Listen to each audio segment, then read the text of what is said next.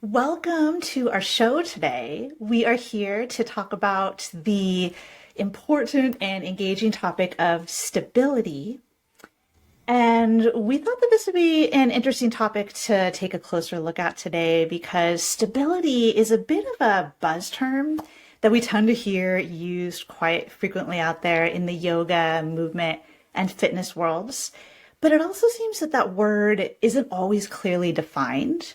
And so sometimes it's maybe not used in the most helpful of ways, or at least in the most clear ways. And when you really take a step back and look at the topic of stability, you discover that it's actually quite a complex term with a wide variety of definitions. And so that's kind of why we're here today, is just to take a look at those varying definitions, break them down a little bit to hopefully help inform us so we have a clear idea of when we choose to use that term out there in our yoga movement and fitness worlds. So thanks for joining us, and that's what we're focusing on today. Thanks for being here with me, Travis. Yeah, of course. When you proposed this topic, I thought, wow, this is a really good topic. And then when we got into like the various definitions, I thought, geez, for one thing, there are a lot of different definitions. And for another, I realized that maybe I wasn't even clear all the time what definition that I was using. So That's really in thinking about this in preparation, it helped me kind of hone in on what I mean when I say stability or the various related terms that we'll talk about. Absolutely. And same here. Like it's such a good opportunity for us to reflect on our own use of the term and then also just on how we see it used out there. I think for my part, in thinking about all these definitions, I think when I use the term stability, I tend to return to kind of one definition over and over again. And maybe that itself is a little limiting. Like maybe I'm not appreciating the wider scope that that term could embody.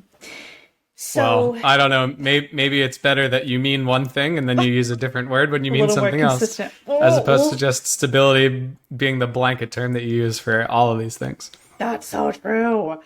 Well, let's take a look at our first example of a definition for stability. And this is the one that you've defined for me, and this is the one that is rooted mostly in the realm of biomechanics, engineering, and science. Can you tell us about that? Yeah. So the analogy is that you have a bowl and there is a marble in the bowl. And so when you have what we would call a stable system, if you flick the marble, so the marble is sitting in the bottom of the bowl, and if you flick the marble or perturb the marble, it'll oscillate back and forth, but eventually it'll come back to rest in its stable position at the center of the bowl, unless you flicked it so hard that it left the bowl. But so that's a stable system. It returns to equilibrium even after a perturbation. What the opposite would be an unstable system or instability. If you flipped the bowl over and you put the marble in the center of the bowl, but now it's like resting there precariously, like on the top right? of the bowl, upside down. Yeah. So the bowl's upside down, the marble's on top, positioned ever so perfectly so that it's in the center. But if you were to give it any small tap, it would roll off the bowl and go away. So in falling off the bowl, we would call that an unstable system. And so that is like the true engineering definition of stability. And we can apply that to movement with the body. And there are some good applications that make sense that we talk about with stability. So like if you're looking at the body as a whole and you're saying, okay, you're stable. You're good at maintaining your ground, right? So that would be the idea that when you apply a perturbation to someone who is stable, they come back to equilibrium after the perturbation. So someone pushes you and you sway, but then you come back to center. Or you do some sort of self-perturbation, basically moving an arm or leg or arms and legs, but then maintain your equilibrium and come back to center, as opposed to falling over. Somebody pushes you, you fall over. You pick up one leg, you fall over. You would, in those cases, lack stability, or you would be unstable. So that context, or that idea of thinking of the body in terms of stability and instability, does use that, or it is in line with our engineering definition of stability. That makes a lot of sense. So in that sense, looking at the body as a whole system, and as to whether it is stable or not stable, the definition would be whether that body or that person's system can return to a position after a perturbation, basically, or retain its return to its equilibrium after a perturbation. And that perturbation could be external, coming from the outside, like someone bumps into you, but it could also be created from within in your own body, and that would be an internal perturbation if you lift an arm or a leg or something like that. There's that distinction between the two types of like reaching for something without falling over. You are stable. Right. Yeah, okay. That makes sense. So and I think I've heard this suggested before, that when it comes to this term, that you either are stable or are not stable, or a system either is stable or isn't. It's like a binary thing. It's not like I'm a little more stable and I'm a little less, but it's either or. Would you say that's true or not? I mean, in that simple bowl analogy, the bowl is either right side up or upside down. I think when it applies to the body, it really depends on the magnitude of the perturbation. So, like, it goes back to how hard did you flick the marble? Did you flick it so hard that it rolled up and out of the bowl? So it depends, how hard does someone push you, or how far are you having to reach? So you could be stable with just a small jostle, but if somebody comes and tackles you, then football or something. Yeah. So it's not quite this, you're either stable or you're unstable, but you could be, depends on what the external forces are. Yeah. Or the internal forces from an internal perturbation. That totally makes sense. It's kind of context dependent.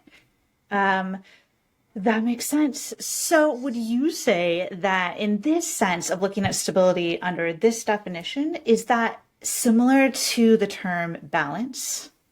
Yes. Like you're balancing when you're standing, or... Yeah. So that is a one-to-one definition, in my opinion, or that this mechanical engineering definition applies when we're talking about balance. And when in biomechanics, we call balance postural stability. So posture is the way you stand. Stability, and stability is the actual word that goes with it. And in layman's terms, we talk about balance. But it's the same idea, is that you are, when you're talking about balance, you're maintaining your center of gravity, your body's center of gravity, over its base of support. So if you're standing, your base of support is your footprint and what's in between. And so as long as, if you imagine your center of gravity is the point at which you would balance, you're equal on all sides. If you imagine a vertical line dropping straight down from there, you have to maintain that center of gravity dropping straight down through your base of support. And if your center of gravity goes outside of your base of support, so you sway too much forward, backward, side to side, that's when you fall over.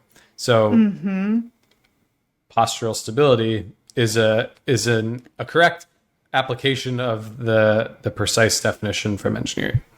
That makes so much sense. So when we're thinking about a yoga movement fitness context and of the body in that context, then when we're using the term stability, we're meaning, or I guess if we're using this definition for it, what we're talking about is balance.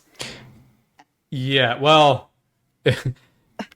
we should be. We should be. That's a good point. Yeah. Yeah. Because that is the correct application of the definition. Balance, postural stability is true stability. When we start using the word stability in different contexts, maybe there's a better word that might be more applicable without conflating this definition. Totally. And the other thing I want to mention about stability is it's not just, I think what we've been describing is really dynamic postural stability. So this is where we're talking about you're responding to a perturbation and trying to maintain equilibrium. And that is another way of thinking about it, is how far can you move away from your equilibrium? How far can you reach? How far can you someone pushes you, how far can you sway and then come back to center, as opposed to, well, I've swayed too far and I've fallen, or I have to take an extra step, which changes where my footprint was. Mm-hmm. But there's also static postural stability or static balance, where the question is how still can you stay? And so that's something that also gets measured. But both are important for like fall risk in elderly people. But there are ways to measure it, both from the context of in a biomechanics lab, where you're like standing on top of a force plate and we're measuring your center of pressure, which is a proxy for your center of gravity. But also you can just do it clinically or without fancy equipment. Just how long can you stand on one leg with your eyes closed is a good measure of static balance. And then there's a test that's often used in physical therapy called the STAR excursion balance test, or there's also a version called the Y balance. But it's this idea of how far can you reach one of your feet. So you're standing on one leg, how far can you reach the other leg in front of you, to behind you, to your left or to your right. And so that's what we call dynamic balance, and that's looking at your limits of stability. So if the greater distance you can reach, the larger your limits of stability, the more dynamic balance you have, and the more stable you are.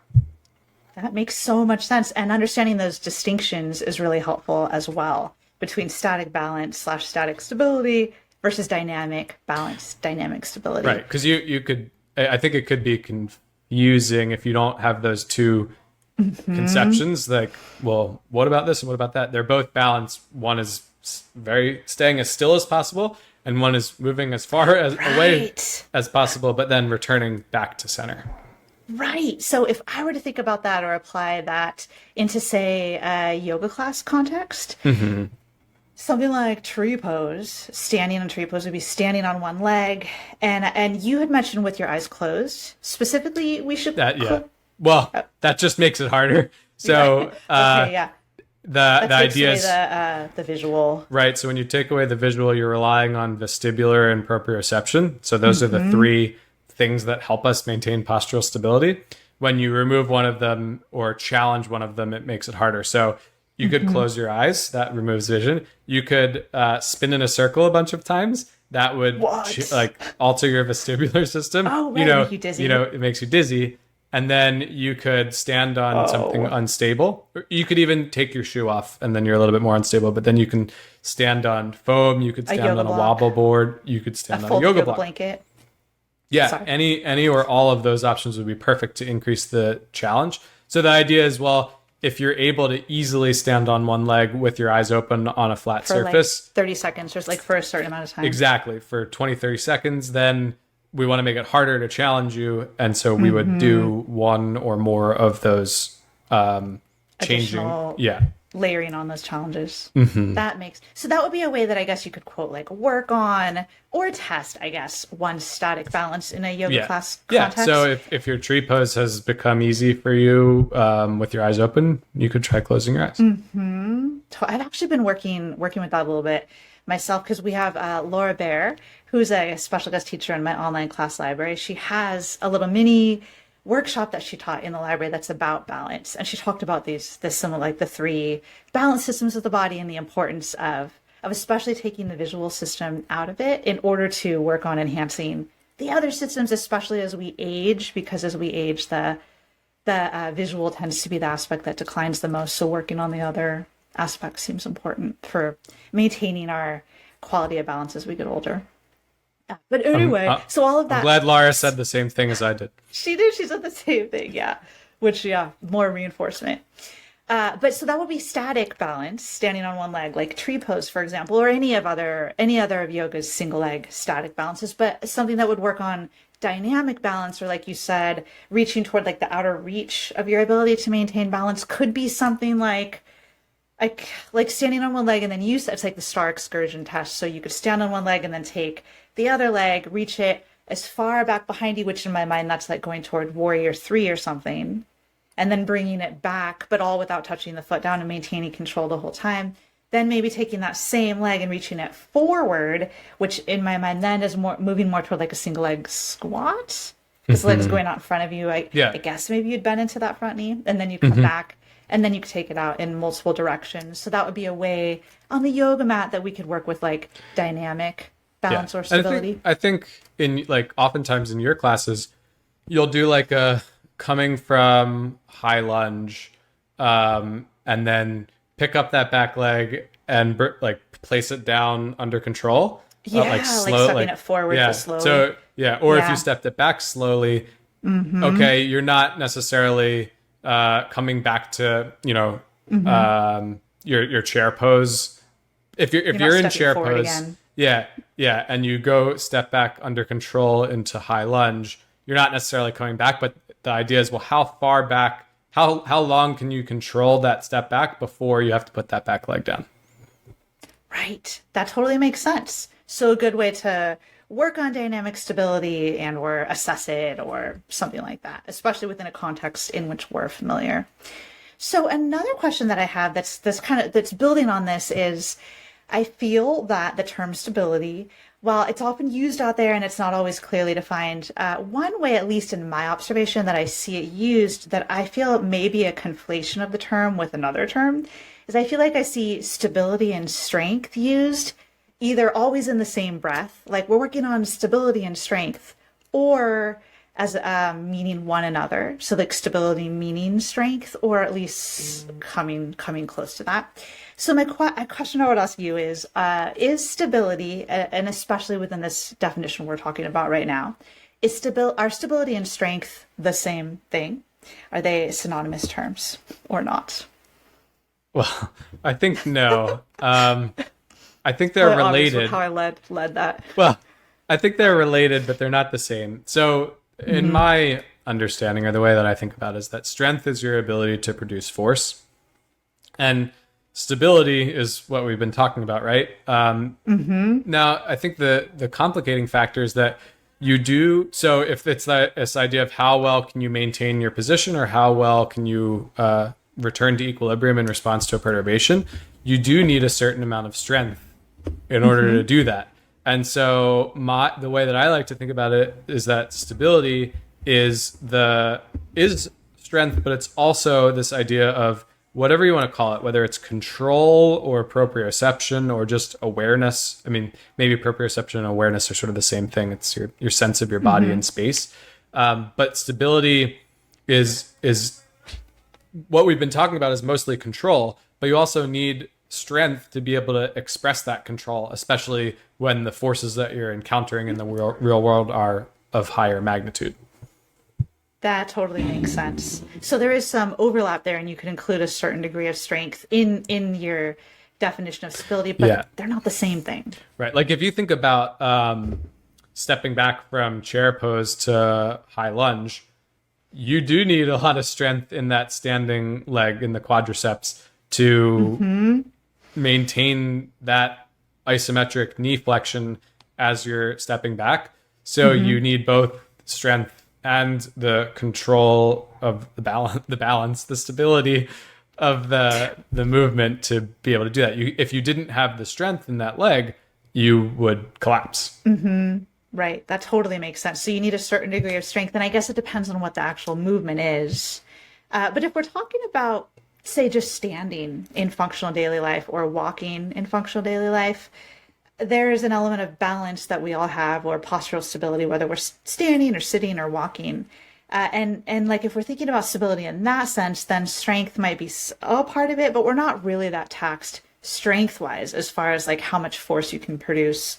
I mean, I know strength, there are different types of strength, but if we're thinking in like that classic definition that one strength is like the maximum amount of force they can produce, or like the heaviest weight you could lift one time might be your maximum strength.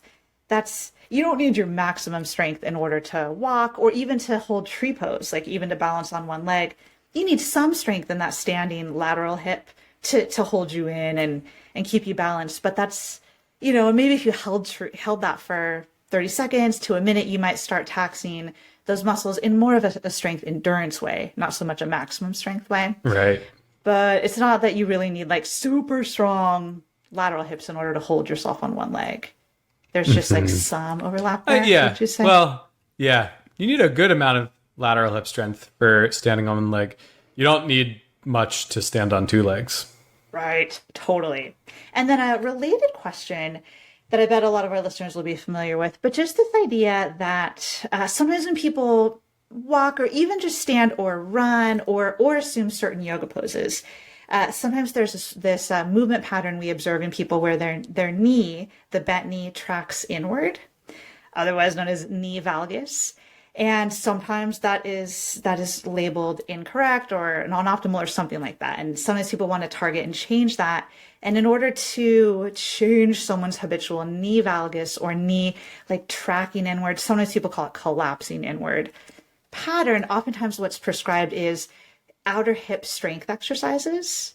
Like you've talked about, like the clamshell exercise where you lie on your side and the knees are bent and you're lifting and lowering that top knee, maybe with a resistance band or something. But oftentimes it's these outer hip strengthening exercises that are quote prescribed to quote fix knee valgus. But that, to me, that seems like using a strength strategy in order to address something that seems like it's more about stability or control. Yeah. So I think it's tricky because that what we commonly see, or we commonly see that knee knock knees, and then we go and we assess hip abductor strength or lateral hip Which strength. is the lateral hips, yeah. And we might find that the person is weak there. And so from a simple standpoint, we would say, oh, okay, we just need to strengthen those hip abductor muscles, and then that knock knee thing will take care of itself, right? So we do our clamshells, we do our mini band stuff, our side lying hip abduction, and then we go and we go back to whatever movement we were seeing that valgus in, and nothing has changed. And so it's like, well, we got stronger, so why didn't that just integrate into that movement? And the issue is that it's not this issue isn't just a pure strength thing. It's also you have to integrate that into your like movement pattern, your motor program.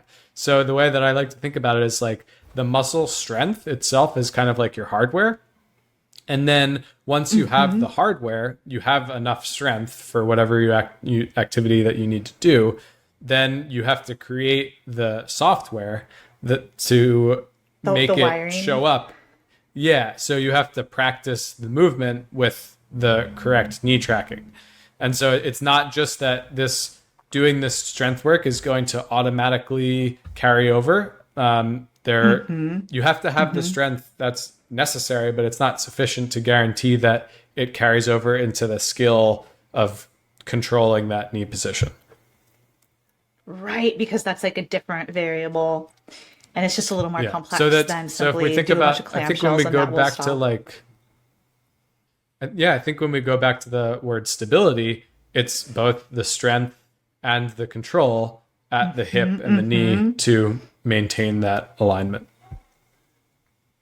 Thank you for clarifying that. Yeah, that totally makes sense. So just a little bit more of a complex situation there than just these 1 + 1 = 2 equations.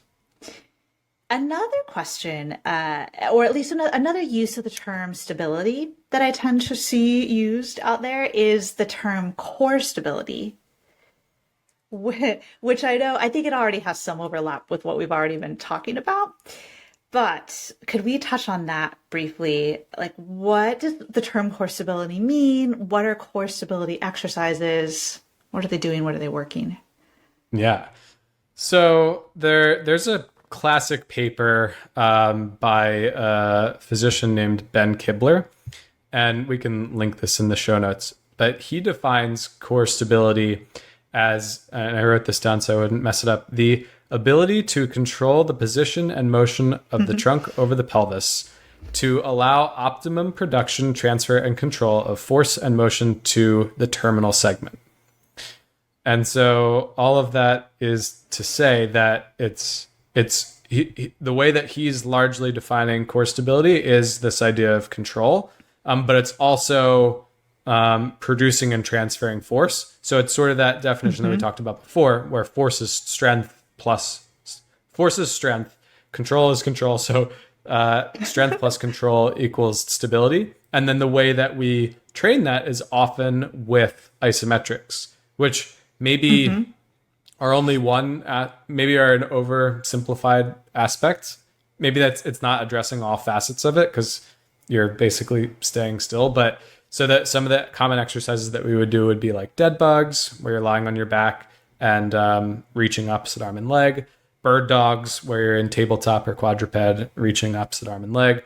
And then various plank exercises.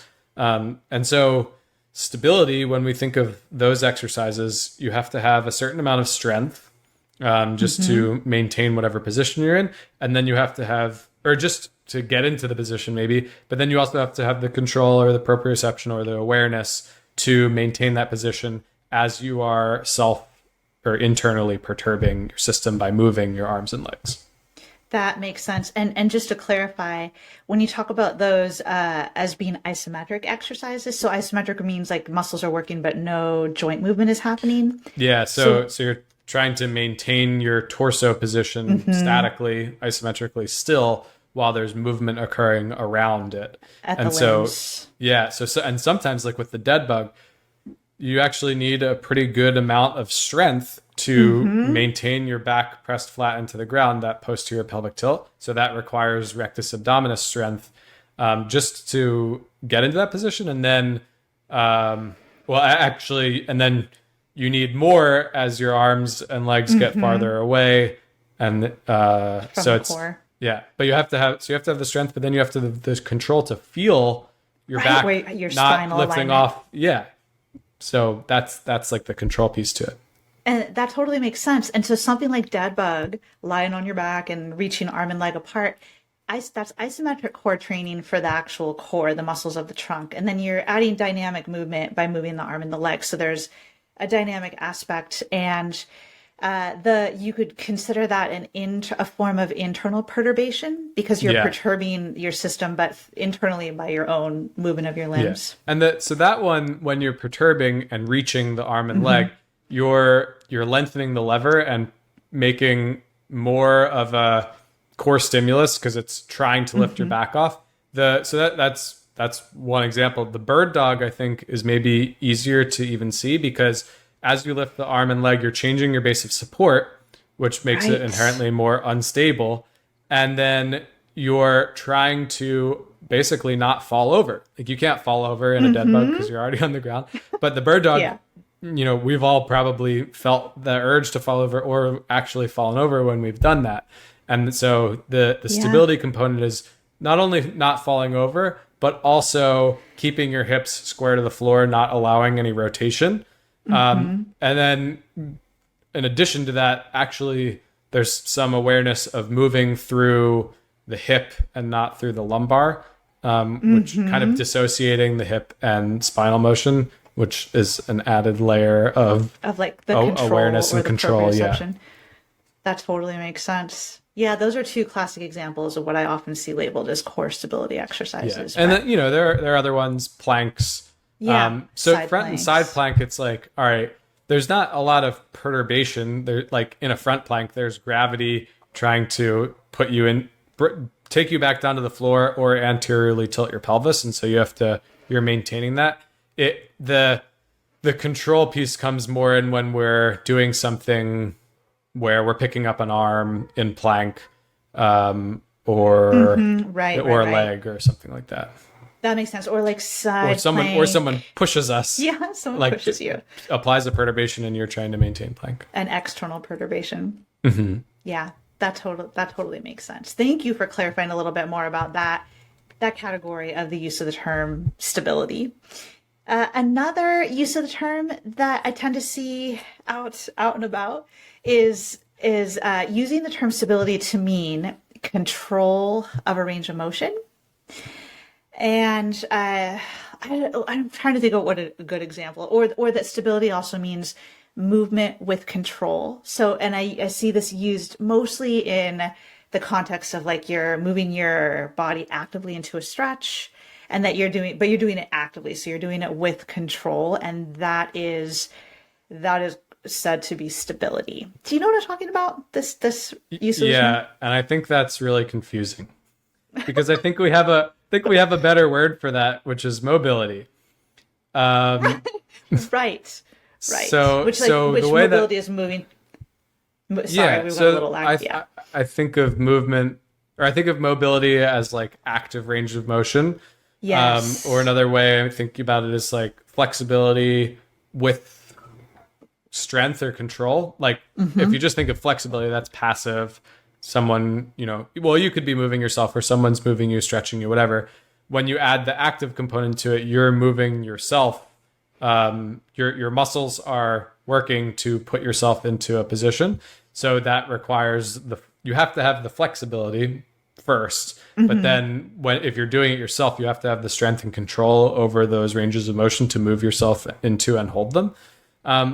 So I get it. Like, okay, there's some stability component to that, but I feel more I like the word mobility for that better to separate it from the elements of stability that we've already talked about. Right, because using stability in that sense seems a little far from that original like scientific definition of, as you described, stability meaning the ability to return to your Yeah. equilibrium after a perturbation. Yeah. That doesn't seem like the same. No, and I think the challenge is like control sort of applies in all of these contexts. Like you could use that word here to say, okay, I have control over this kind of extreme or end range of motion, which is really strength in that In an position. end range. Yeah. And so, but it's Call it that or call it that's mobility. call it that. But when you start saying stability, It's a little confused. It's like maybe inconsistent or yeah. I agree. It confuses me.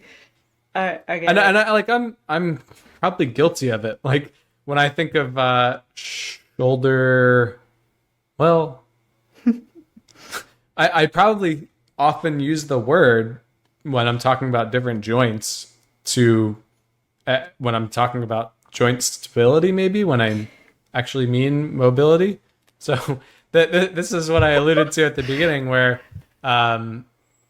it's so easy colloquially to say stability, but Totally. it's not that engineering definition that a lot of the other things that we've talked about so far have actually been pretty in line with that definition. Right, absolutely. And totally for myself too, this definition of stability we're discussing right now about being control of a range of motion, I have also absolutely used stability to mean that too. And I've even written an article or two about it that's out there like a few years ago. I think I've changed how I use that term. And these days I wouldn't use it that way, but I think, again, it's part of just chalking up or an example of just how confusing it is, especially when these terms are used out there and not so super clearly defined. So I think it's just easy for all of us to use these terms colloquially or not, but in a varying amount of ways. But that's why something like this, just setting out these definitions and getting a little clearer, might help all of us use the terms in a little bit of a more helpful way. And you mentioned just a moment ago, you brought up the topic of joint stability, and that was actually the last question or the last topic I was hoping we could cover with regard to stability. Joint stability is another category of stability that I see used often out there in the yoga movement fitness world. How does that fit into what we've been talking about today? Yeah, so I think joint stability or maybe joint instability does align with our engineering definition. So basically, if a joint some joints are more inherently stable than others. So if you compare like the shoulder and the hip, because they're both ball and socket joints, the shoulder is less inherently stable than the hip. And the reason for that is that if we go back to this idea of what amount of perturbation is required to take the system out of equilibrium, in the context of a joint, we're talking about dislocating a joint. Right. And so the glenohumeral joint, the way that the analogy that's often used, it's like a golf ball on a golf tee. And so the golf ball is the head of the humerus, and the tee is the glenohumeral. I'm blanking on the anatomical term. You know what I'm talking about. The glenoid fossa? Glenoid fossa. Yes. So the amount of coverage of the glenoid fossa on the head of the humerus, that's Really the small. head of the humerus is the right thing. Yeah. I think it's the head. It's not a lot. And so it's easy, or not easy, but it's easier for the shoulder to dislocate because the joint congruence, I think that's the word that's used, is just, it's very minimal. Now there are plenty of other capsule and ligaments and muscles around there that are supplying stability from a muscular and other connective tissue standpoint. But the bones themselves are more unstable compared to the hip joint, where you have the head of the femur. That's not the right word. Femur. Well, the femur. Okay. The femur head. So our femoral head. Yeah. Articulating in the acetabulum, and the coverage is like, it's very deeply in there. So like when they do total hip replacements, it's not just like, oh, let's pop this out. They really have to work to pull the hip out of the hip socket. Yeah. To literally dislocate it. Yeah. So that, if you think about joint instability, those are the sorts of things that we're trying to think about. So if someone has diagnosed joint stability, that's like a true pathology where they're prone to dislocation. So that doesn't usually happen at the hip. Yeah, if they have joint instability, like they have diagnosed instability of the shoulder, they're prone to dislocations. Their shoulder actually pops out, and they have to pop it back in.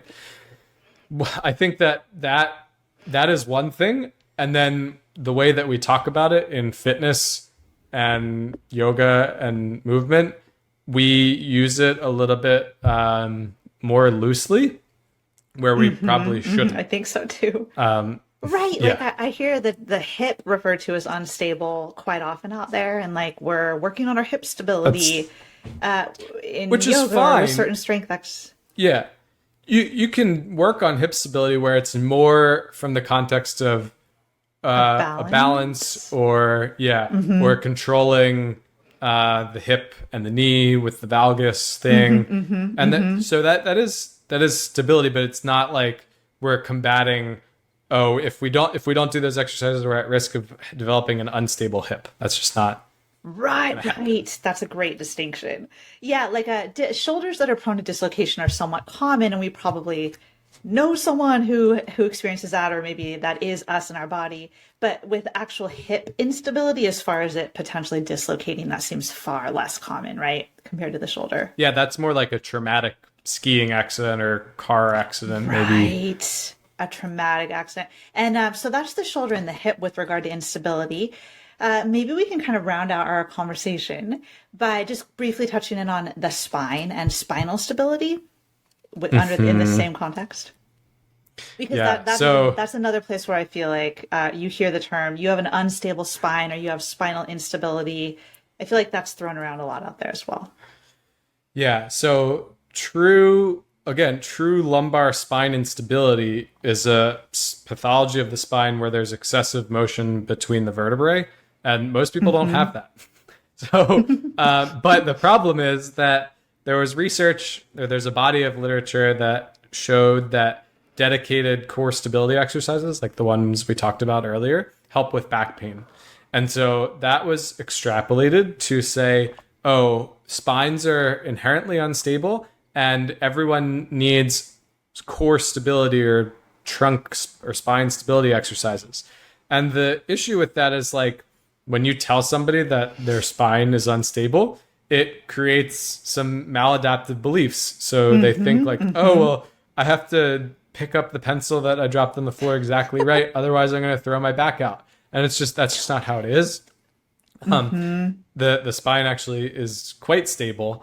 And so it just spawned this whole like core stability craze where we have to keep everything. Yeah, where we have to keep everything neutral. And we don't want to allow any excessive motion there. And it's just, it doesn't happen in a normal spine. And it's something that we don't have to worry about. Yeah. Like actual spinal or lumbar specifically instability, it's not really a problem that most people need to worry about outside of like a traumatic accident or something like that. Right. So the spine is inherently stable, and it's not from our definition. You're not if your spine or if you get trunk gets perturbed, it's not just like gonna fall apart. Like a stack of blocks, like the little crumble or something. Exactly. Right, but that's the picture people get in their minds when they hear these words or labels are given to them that they have instability of their spine or their hip or any other number of joints where it seems like that, like with the shoulder, maybe it technically that can be a little more common, but it's not necessarily. Yeah, I don't, they're all still relatively uncommon. It's just that the shoulder might be a little bit more common, but these are largely things that we uncommon. Don't have to. And you can still train do shoulder stability exercises, do hip stability, do whatever.